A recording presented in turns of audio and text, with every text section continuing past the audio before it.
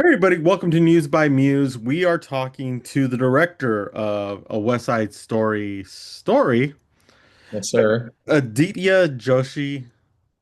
What was it direct like to direct this short film? Because first of all, I got the screener, I saw it, amazingly done.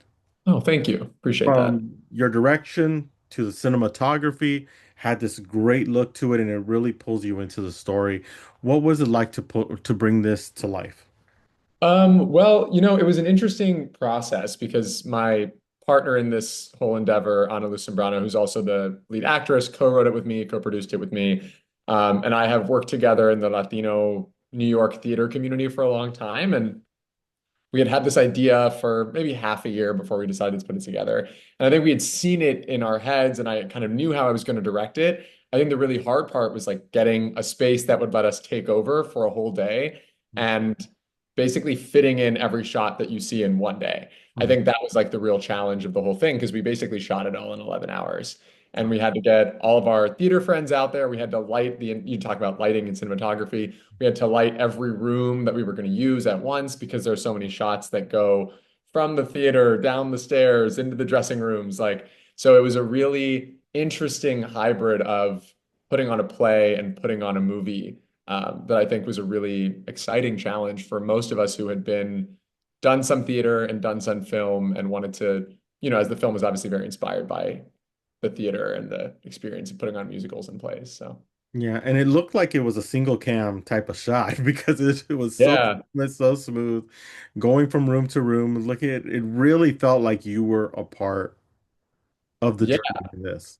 Yeah, I mean, part of what we talked about was how to do that conceit without drawing too many comparisons to other stuff that, has used a similar methodology. And part of the way that we did that is we have like four really distinct cutaways, right? There it's all one shot, and then you cut for 2 seconds, and then you're in another shot that's very similarly long. Mhm. And we basically wanted to leave you with Carolina, Anna's character, the entire time. And so you'll be hard pressed to find a frame of the film that doesn't have her at least a little bit in it. And like 70% of the film is like directly on her face. So Mhm. you can really feel every emotion that she's feeling. Yeah, and your cinematographer, where did you find him? Who are you working with on this? Because like it was so well done. And it was it Yeah, so his name is Joshua Echevarria. He's a Puerto Rican American cinematographer from New Jersey. And he was actually the first person that Anna and I brought on board. Anna is Puerto Rican. This is really based on her experience in the Puerto Rican theater. And we knew we wanted a cast and crew that reflected our experiences creating theater and making movies and TV shows as, artists of color who have very strong cultural ties. And Josh had directed a short starring Princess Nokia, the musician, Mhm. or he had been the cinematographer on a short called Ia del Mar. And it was beautiful. It was shot in Puerto Rico and like the lighting, the textures, it was all amazing. So we called him and we were like, look, we don't have any money yet. We don't have a place to shoot it yet. We barely have a script, but we really love your ethos. Like, can we talk to you about this movie? And he just like really bought in immediately. And a lot of the lighting and camera team is all on his recommendation. And then a lot of the cast and like production team came from relationships that Anna and I had, and of course then Semi and Luis were like incredibly supportive, giving us advice, helping out, like getting the film seen by all the right people, and just like giving us that confidence boost of like someone who we look up to in the community and in the sphere, and in Luis obviously, and then Semi, someone who's so experienced and has done so much of this for his whole life, like giving us the guidance to actually make it happen and the confidence to be like, we can shoot 5 one-take shots in one day. Like just, here's how we have to think about it going in. Yeah. How was it to have that type of support with Luis Guzman and his son Semi being a part of this in a way and having that support to be able to get this out and have more eyeballs, be able to have this opportunity, especially since you're going to be in Tribeca Yeah. and your film festival you made it into the film festival, which is a big thing Yeah. Yeah. for any director from shorts to long feature films. Mhm. What was it like to have that support by them? Well, we first met Semi before we had even raised money for the film. And I think he, like I said earlier, just was really encouraging. Mhm. And when we first talked, he and Luis were on set in Ireland for Wednesday. And the fact that they read the script and took the time to talk to us and give us advice and shepherd us through was just like, I think the confidence, like I said, the confidence boost and the support that we really needed. And I think Anna and I talked about how, if people like that who have seen basically every version of a story like this, believe in it enough and believe in us enough to, put their weight behind it, then we should really go all out and make it happen. And then obviously after the film was in editing and as we've been doing marketing, like they've been very hands-on. Like Semi has been in the, he's a producer on the film. He's been on the ground with us on things like poster and festival submissions. And, Luis has been calling people and sharing it with folks. And we all just like got together when I was in LA for a writer's room, a television writer's room, the four of us, and just like had a, hung out at the hotel bar and just like talked about the industry and the short and the future and what Anna and I wanted to do next. And I just think, I've been doing this type of thing as a writer for a while, and in any community, even a community as small as the Latino community or the South Asian community, it's really hard to find people to champion the work who can actually lend their voice in a meaningful way. And I think it just like speaks volumes that the Guzmans were willing to do that for us. And it was obviously very helpful. Like, we're really excited for us to all celebrate at Tribeca in less than 2 weeks. Yeah, yeah, and I gotta mention it. We gotta talk about Tribeca. To have Mhm. a film in Tribeca has to be something very special for you, especially with all Yeah. the work. When you found out that you got accepted for Tribeca, what was it like for you and everybody a part of this?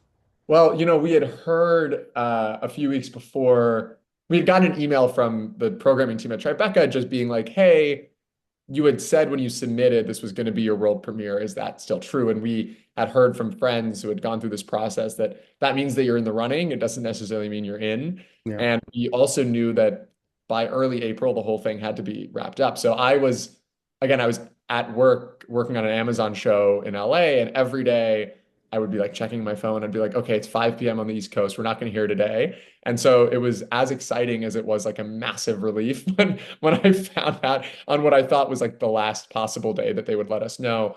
Mhm. Um, and it's also, I think, was the festival we had targeted from the beginning because, we shot this in Brooklyn at Brooklyn Music School, which is a wonderful nonprofit that really focuses on giving music education to kids who are in Brooklyn who don't usually have access to the arts. And they let us use the space for free. Their executive director, Brian Adamczyk, is also an EP on this because they were so generous with their time and resources, and helping us fund the film.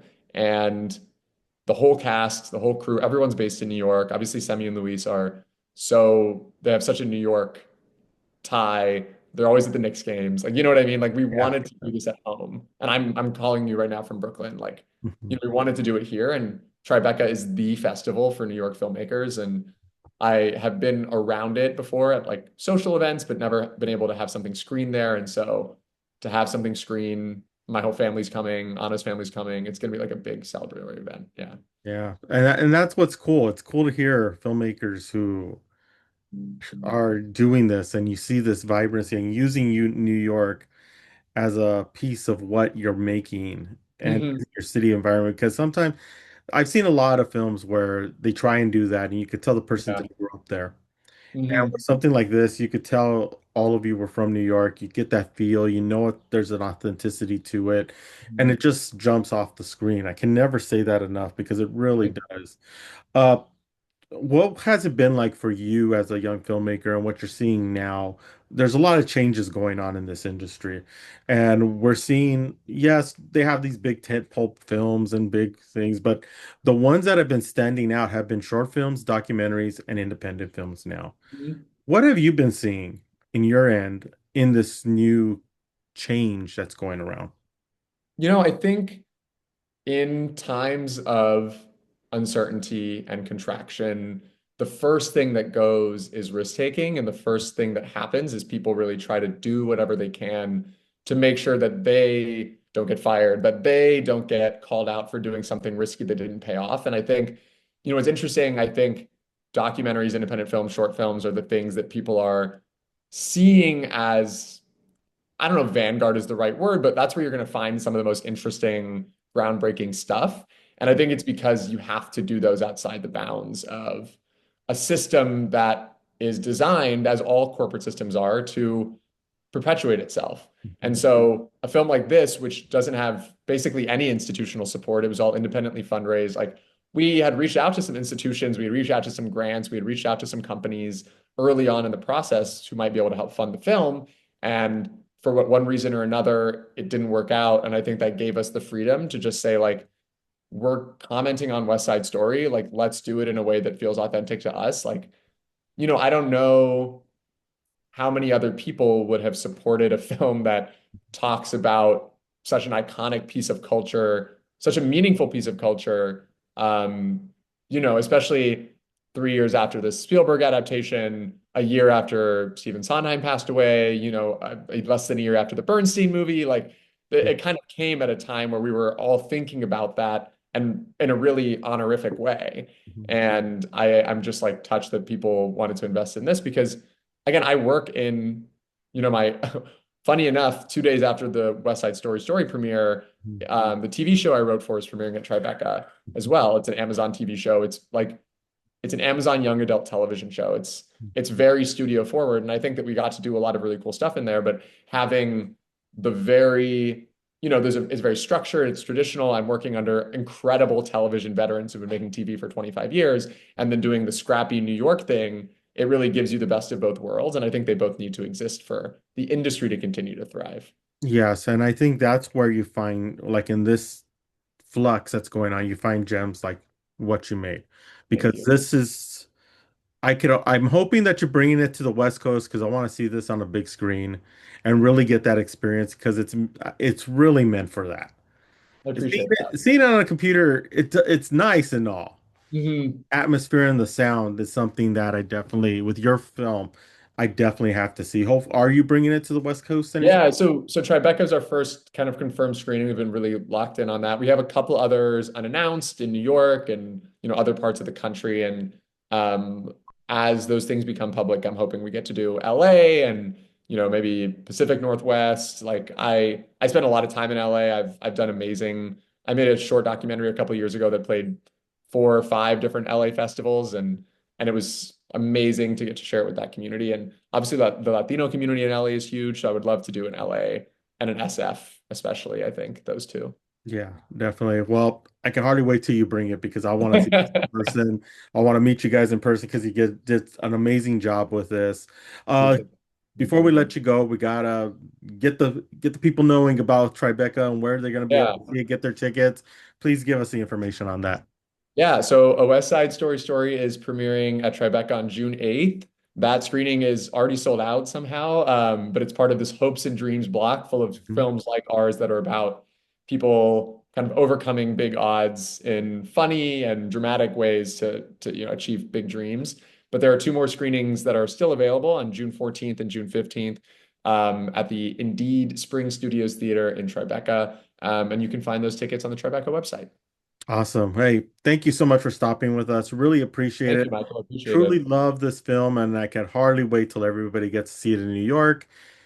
And crossing my fingers sometimes. Yeah, we'll give you a call as soon as we know about LA. Yes, please do, because I really do want to see it on the screen. Thank you so much for stopping with us. Thank you, Michael. Appreciate it.